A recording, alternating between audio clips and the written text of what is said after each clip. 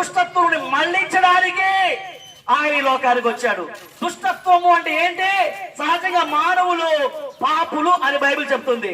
ఆలోచనలో పాపం, మాటల్లో పాపం, క్రియల్లో పాపం, ఇదంతా దుష్టులు చేసే ప్రయత్నం.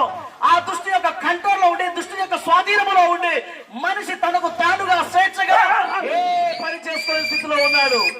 ఏమంటే జైల్లో ఉన్న ఖైదీ లోపల ఉండి బయటికి ఎలా రాలేని స్థితిలో ఉంటాడో, పాపం అనే కట్ల చేత బంధింపబడిన మానవుడు బయటకి రాలేని స్థితిలో ఉన్నాడు.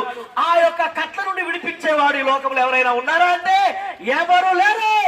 ఒకే ఒక్క వ్యక్తి, ప్రభు అయిన యేసుక్రీస్తు. ఆ యేసు వైపు చూడండి, రక్షింపబడండి, నిత్య జీవానికి వారసులవ్వండి.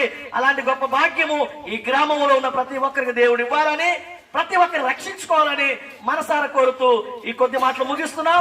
ఈ గ్రామాన్ని, గ్రామ ప్రజల్ని దేవుడే రక్షించి నిత్య జీవానికి వారసులుగా చేయునుగాక. ఆమేన్.